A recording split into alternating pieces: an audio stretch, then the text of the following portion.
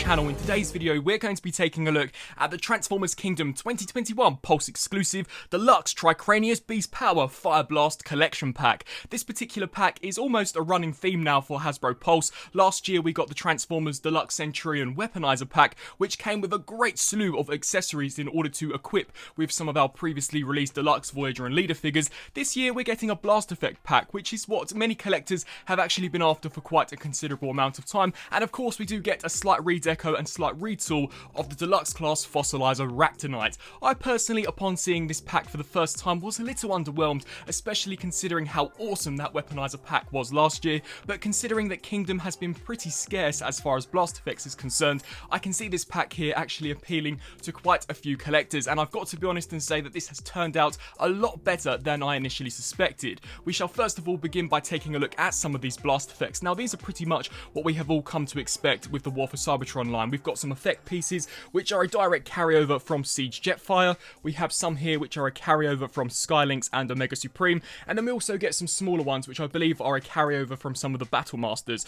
All of them have been decked out in a really awesome, very electrifying blue, and in this Blast Effects case a very nice fiery looking pink, and it looks absolutely fantastic. We get so many different varieties as well, so you can see we get some smaller ones obviously for you to perhaps peg onto some blasters. We get some more impact blasts for you to attach onto some larger figures, maybe even the HasLab Unicron, and then of course once again we get some smaller ones which can port into pretty much any of the 5mm pegs that we have on some of our Kingdom, Earthrise and Siege figures. And then we also get some of these which actually do break up into even smaller components, or they can in fact combine in order to form mini effects. So it's super awesome. And then of course with these ones, as these are Siege Jetfires, you can just combine them here into one huge looking blast, and it looks so cool. You can see the colour is really electrifying, and I think they've done a superb job as far as the colour choice is concerned, especially for this very fiery pink. It's unlike anything we have seen from the Transformers War for Cybertron line so far, and I'm really hoping that we get some more Blast Effects actually decked out in this colour variation. Of course, you can combine this one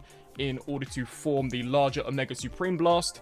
So just snap all of these here into place, and you can see we've got this really awesome fiery pink effect. Unfortunately, considering that Ractonite, or should I say TRICRANIUS here, doesn't actually have many 5mm ports on him unless you do separate him, none of them can really be holstered on, and considering this here is supposed to be a blaster, it would have been nice if they could have retooled some of them so that they could have actually pegged in order to look as if though they are firing out of this, as it stands you can really only take this one, port this here, but then they're saying that that looks more like a impact blast than actually firing out of the cannon. But I guess you could mix and match these and try your best to create a cool looking display with these, and of course TRICRANIUS. And if you were to pop some of these limbs off, you can have some impact blasts actually firing out of them to make him look as if though perhaps she is in fact battle damaged. So that pretty much wraps it up for the Blast Effects segment. Really nice variety on these. I maybe would have liked to have seen some unique sculpts. As mentioned, these are all pretty much what we have come to expect from some of the War for Cybertron effects, but as far as the colorization and the variety is concerned, I am rather impressed, and as mentioned, these will go along really well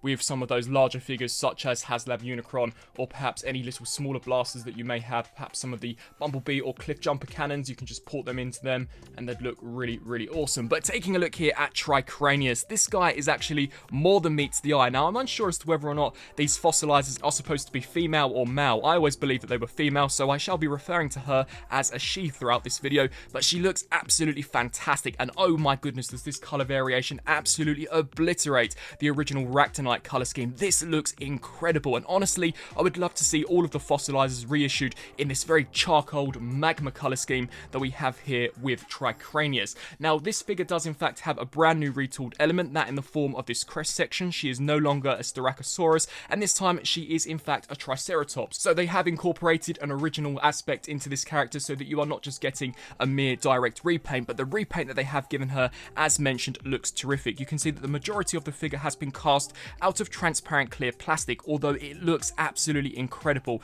And if you do actually get some light shining from the back of her in order to make her light up from the front, she really does look as if though she's on fire. You can see we've got this very nice glossy black paint application applied here to her ribcage in order to give you that charred effect. We've got the magma in there looking incredibly fiery. Some amazing looking details there for the head, and she is in fact a Maximal and not a Predacon, despite her looking rather hostile as far as her colorization is concerned. You can take this top helmet piece here, collapse this down in order to create an almost eye guard for her, and you can see that considering the eyes have been picked out in a yellow, they are in fact fact visible through this transparent piece as well, which I think looks really cool. Of course, you can mix and match the limbs if you wanted to, so you can flip the Triceratops around, you can have the mouth facing down or the mouth facing up. It's really up to your own personal preference. This is my preferred combination here for the character, and you can see here we do have that asymmetrical design where we've got this almost tail whip with the blade here at the top, whereas unfortunately this one here is merely just supposed to be that very shoddy looking cannon. I would have loved to have gotten perhaps a retooled component, or if they could have made a designated blast effect for her so that it could have looked as if though she was actually firing out instead of receiving an impact blast. But nevertheless, as we turn our attention here down to the lower section, you can once again see that transparent red plastic with that really nice charred effect here for the lower section of the bones, and of course we've got those magma fueled looking feet there, which honestly just look terrific. And something which I was also quite surprised to see is that despite this figure being roughly 65% transparent plastic, the plastic does feel incredibly durable, so I do not fear as if though any of this will crack over time, and that's of course really awesome. As far as articulation is concerned, she does in fact have a ball joint here at the head, we get swivel joints here at the arms, as well as an outward range of motion here, rotation at the bicep, double joint here due to the nature of the transformation, and of course her Triceratops alt mode, and the tail whip here can bend back and forth, and it's pretty much the same range here for the Triceratops head, although depending on how you have this displayed, it can be slightly restricted. We do get a full waist rotation, the legs can of course kick forwards that far, back that far, out to the side, rotation here at the thigh, 90 there at the knee, and then of course a fantastic ankle rocker pivot. Honestly, I believe she has the best range of motion as far as ankles are concerned out of the entire Kingdom line, so that certainly is really awesome. And just to give you a very quick 360 spin, I'm pretty certain you shall all be able to agree with me in saying that she does look fantastic. Honestly, definitely the best colorization that we've gotten for one of these fossilizers so far. I shan't be showing you any of the kind of different combinations you can do. I do believe you can create her into a hammer, but I showcased all of that in my original Ractonite review, so I shall merely just show you how to transform her into her Triceratops alt mode. So of course you just want to pull all of this off. She does just break apart very easily, and then we can take the Triceratops head, fold this tab in, snap that there into the front. We can then take this section and take this and put that in there and just snap that in here as well. And honestly, she does look super awesome in her Triceratops mode. Honestly, you could have this as an almost magma powered version of Slug, the Dinobot Slug. I think that would look really awesome. And then just fold these arms up like so, and there you have TRICRANIUS fully transformed up here, or combined into the Triceratops, looking superb. You can once again see how we do have this brand new retooled section with some fantastic looking sculpt work. We've got some very fiery looking horns here at the front, and once again that fade just looks so well done. The figure has been painted impeccably well. We've got that really nice magma fueled looking spine piece with of course the charred bones.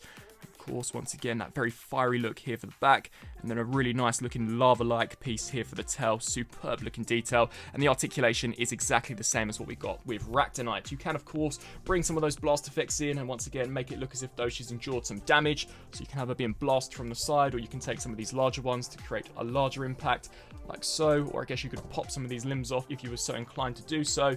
And I imagine you could probably find something to peg on, although I'm not entirely sure what would be able to actually grasp that 5mm port. Maybe if you ported it here onto this side in order to give you the impression that her leg has in fact blasted off. Here, for a very quick comparison, we have TRICRANIUS compared to, of course, her mold mate Ractonite, and you can once again see what a stark difference colorization can actually do to a mold. I was not a huge fan of the original Ractonite mold, and here with TRICRANIUS, honestly, my impressions of this character have been completely flipped on its head, as she looks so awesome, so much more fearsome than what we got here with Ractonite. And quite honestly, I may just stick this one here in its Styracosaurus mode, as this gal definitely looks like a formidable foe here in her bot mode. Just for a comparison, you can see there the difference between the Styracosaurus crest and of course the Triceratops crest. And here, for a very quick dino mode comparison, we have Ractonite, who is the Styracosaurus, and TRICRANIUS, the Triceratops. You can just merely see the main differences are in the colorization, and of course the differences here between the crest piece. I will be honest and say that I maybe would have liked to have seen this particular mold done in this magma color scheme. I just think this entire region looks a lot more aggressive when compared to the slightly rounded section that we have here for the Triceratops crest, but that is merely just a personal preference. There is no denying, however, at least to me, that this colorization absolutely obliterates the colorization that we got here for Ractonite. So to conclude my review here for the Transformers Kingdom Pulse 2021 exclusive TRICRANIUS Blast accessory pack, overall I do think that it is quite a nice set. For those of you who really want to add more blast effects to your collection, and especially in this colorization, I think that you'll be really satisfied with your purchase, especially of course as you are not only getting some blast effects, but you are getting a really awesome redeco here for Ractonite in the form of Tricranius, and we also do get that brand new retooled Triceratops section. I shall be honest and say that I do find the set to be slightly lackluster when in comparison to last year's accessory pack. I can just think of so many accessories that I would have loved to have gotten this time round, such as the Cheetor gun and so many other different accessories, perhaps a Megatron toothbrush, a Megatron rifle for of course that Beast Wars Megatron, and so many others. But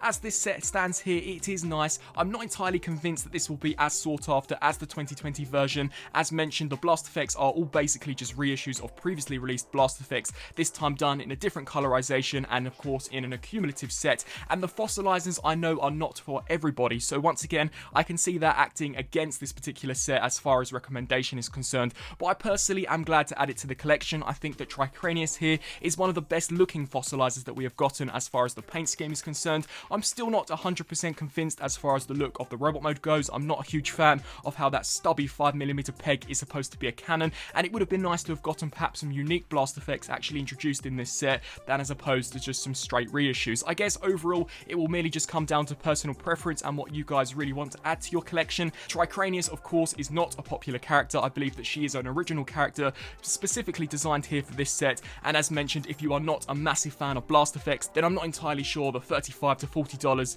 that this set is asking for is justified. I really hope that you enjoyed this video. If you did, please do let me know down in the comment section below. Also be sure to let me know on whether or not you shall be adding this set here to your collection, or shall you be giving it to miss, and like me, do you agree that this set is slightly lackluster when in comparison to the Centurion drone weaponizer pack that we got last year? I thank you all for watching, and until my next review, I'll see you then. Thanks for watching.